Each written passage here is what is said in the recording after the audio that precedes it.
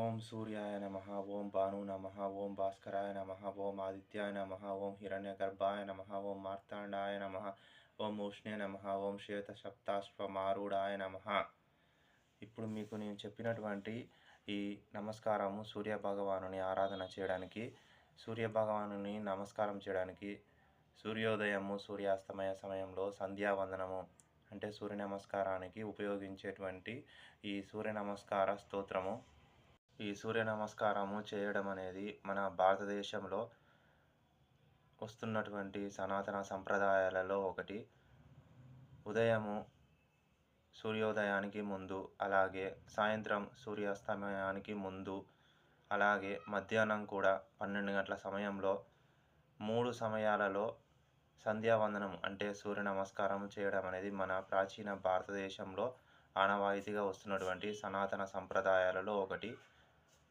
సూర్య భగవానునికి ఎందుకు నమస్కారం చేయాలి అనే విషయము విషయం గురించి నేను ఈ వీడియోలో చెప్తున్నాను. సూర్య భగవానుడు తన కిరణాల ద్వారా ఉదయించడం ద్వారా ఈ భూగ్రహము మేలుకొంటుంది. అలాగే భూమి ఒకటే కాదు, సూర్యుని చుట్టూ తిరుగుతున్నటువంటి గ్రహాలన్నీ కూడా వెలుతురులోనికి వస్తూ ఉంటాయి. అలాగే సూర్య భగవానుడు సూర్యోదయం నుంచి సూర్యాస్తమయ సమయం వరకు వెలుతురుని కలిగిస్తూ ఉంటాడు. అలాగే సూర్య భగవానునికి ఆరోగ్య ప్రదాత అని పేరు కూడా ఉంది. సూర్య భగవానుడు అన్ని విధాల ఆరోగ్య కారణాలను మనకు కలిగిస్తూ ఉంటాడు, ఆరోగ్యాన్ని కలిగిస్తూ ఉంటాడు. అందుకే సూర్య భగవాను ఆరోగ్య ప్రదాత అని కూడా అంటారు.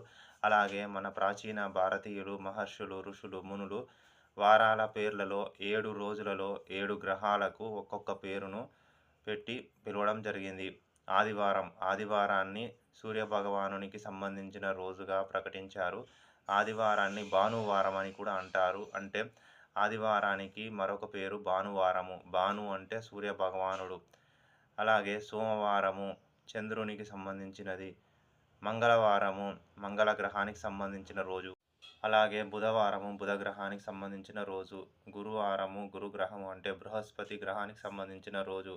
అలాగే శుక్రవారము శుక్రగ్రహానికి సంబంధించిన రోజు. శని గ్రహము సంబంధించిన రోజు శనివారము. ఈ విధంగా వారంలో 7 రోజులను 7 పేర్లతో పిలవడం జరిగింది. ఈ 7 పేర్లు 7 గ్రహాలకు సంబంధించిన పేర్లుగా మన ప్రాచీన భారతీయ మహర్షులు, ఋషులు మనకు ఏర్పాటు చేశారు.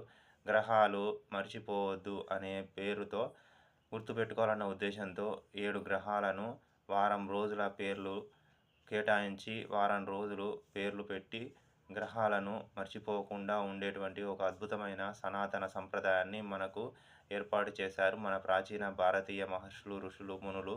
అందుకు మన భారతీయులము మనమందరము కూడా ఆ మహర్షులు, ఋషులకు ఎంతో రుణపడి ఉన్నాము. ఇందులో సూర్య భగవానుని కూడా గ్రహము స్థాయిలోనే ఉంచడం జరిగింది. ప్రాచీన మహర్షులు, ఋషుల దృష్టిలో గ్రహము అంటే నక్షత్రానికి, వాటికి అలాగే గ్రహాలకు సంబంధించిన తేడా లేదు అని కాదు. నక్షత్రాలు స్వయంగా ప్రకాశిస్తాయి, గ్రహాలు స్వయంగా ప్రకాశించవు. గ్రహము అనే పదానికి అర్థము ప్రాచీన మహర్షులు ఉపయోగించిన అర్థము ఒకటి. గ్రహము అంటే గోళము ఆకారంలో అంటే గుండ్రగా ఉన్నటువంటి పదార్థాన్ని గ్రహము అనే పేరుతో పిలవడం జరిగింది.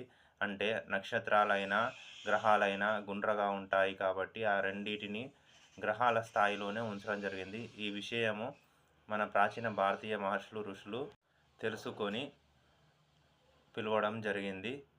ఈ వీడియోలో మీకు నేను చెప్పాలనుకున్న విషయము, మన ప్రాచీన భారతీయులు సూర్య భగవానుని ఆరాధన చేసేవారు. ఉదయము, సూర్యాస్తమయము, అలాగే మధ్యాహ్నము 12 గంటల సమయంలో ఈ విధంగా 3 సమయాలలో 3 సార్లు సూర్య భగవానునికి నమస్కారము చేసేవారు.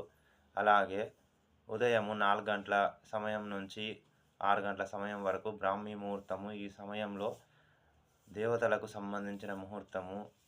ఆ సమయంలో సూర్య నమస్కారం చేయడము, అలాగే భగవంతుని ఆరాధన చేయడం అనేది చాలా ముఖ్యమైనటువంటి సమయము. అలాగే ఆరోగ్యాన్ని కూడా కలిగించేటువంటి సమయము. సూర్య భగవానుడు ఆరోగ్య ప్రదాత కాబట్టి సూర్య భగవానుని ఆరాధన చేస్తే అనారోగ్య సమస్యలు తొలగిపోయి మనకు ఆరోగ్యం అనేది కలుగుతూ ఉంటుంది. అందుకే ప్రాచీన భారతదేశ మహర్షులు, ఋషులు మనకు సూర్య భగవానుని ఆరాధన చేయడం ద్వారా ఆరోగ్యము, అలాగే మనకు ఆయుష్ కూడా పెరుగుతూ ఉంటుంది.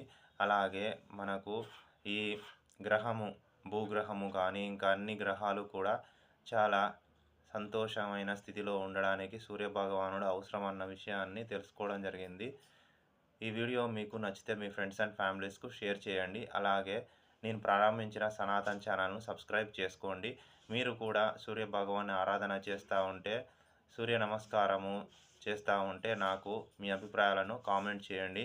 అలాగే ఈ వీడియో మీకు నచ్చితే మీ ఫ్రెండ్స్ అండ్ ఫ్యామిలీస్కు షేర్ చేసి మన సనాతన్ ఛానల్ను సబ్స్క్రైబ్ చేయండి. నేను చేస్తున్న లేటెస్ట్ వీడియోలు మీకు నోటిఫికేషన్లా రావాలంటే పక్కనే ఉన్న బెల్ సింబల్ను యాక్టివేట్ చేయండి. అలాగే మన సనాతన్ ఛానల్కు మీరు సబ్స్క్రైబ్ చేయడం ద్వారా నా ఛానల్ను ముందుకు వెళ్ళడానికి నాకు ఒక మంచి అవకాశాన్ని కల్పించిన వారవుతారు. నేను చేస్తున్న వీడియోలను మీరు చూసి లైక్ చేసి, షేర్ చేసి, కామెంట్ చేసి నా సనాతన్ ఛానల్ను ముందుకు నడిపించండి.